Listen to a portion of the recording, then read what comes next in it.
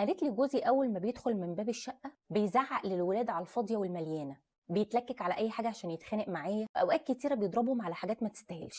واول ما تجيله مكالمه تليفون او يخرج مع حد من صحابه بيتحول لحد تاني خالص. ولما سالته هو في مشكله عشان احلها قال لي لا مفيش حاجه، العيال مش هتتربى غير بالشده، وهو مقتنع من جواه انه لو عاملني كويس هتمرع. بتوجع قوي لما يكون الزوج مبتسم ولذيذ مع كل الناس ويكشر مع اهل بيته، لما يكون لطيف وحليم وصبور وسيء التعامل وروحه في مناخيره وعصبي جدا مع اهل بيته. معرفش الصراحه مين اللي رسخ معتقد ان الزوج لو عامل مراته كويس ان هي كده هتتمرع. غالبا ده بيكون اصله التربيه. في يوم سيدنا عمرو بن العاص سال الرسول عليه الصلاه والسلام، قال له اي الناس احب اليك؟ قال عائشه. ما ترددش يا جماعه، فقال له عمرو بن العاص ومن الرجال؟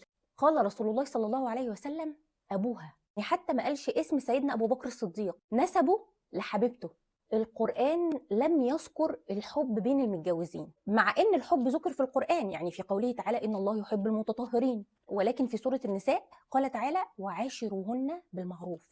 الاصل في الجواز المودة، الرحمة، الاحترام. الرسول عليه الصلاة والسلام قال اكمل المؤمنين ايمانا احسنهم خلقا وخياركم خياركم لنسائهم. ان الاب يكون عصبي مع الولاد على طول عشان خاطر يربيهم وعشان خاطر يخافوا منه، مش هي دي المعادله الصح عشان حالهم يتصلح. عن عائشه رضي الله عنها قالت ما ضرب رسول الله شيئا قط بيده ولا امراه ولا خادما الا ان يجاهد في سبيل الله. في واحد اسمه الاقرع ابن حابس شاف الرسول عليه الصلاة والسلام وهو بيقبل الحسن، فالراجل استنكر قوي، شافها دلع بزيادة قوي، فقال الرسول عليه الصلاة والسلام وهو فرحان بنفسه كده إن لي 10 من الولد ما قبلت منهم أحدا.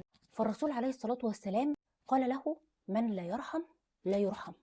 قال رسول الله صلى الله عليه وسلم إن أبغض رجل إلى الله الألد الخصم. يعني لما يكون الراجل حد الطباع، بينكش على المشاكل، عشرته صعبة، أول ما ولاده يسمعوا صوت المفتاح في الباب اللي كان بيلعب يبطل لعب، مراته لو كانت بتتكلم وتضحك تسكت، اللي يطفي النور، اللي يعمل نفسه نايم.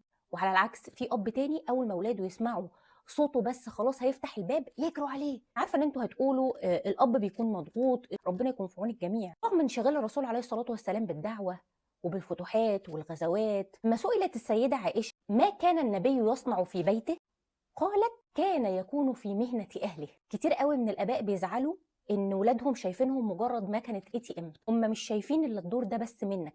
لو كانوا شافوا رحمه ولين وان انت قريب منهم وحنين عليهم وبتسمعهم كان هيبقى دورك كبير قوي في نظرهم.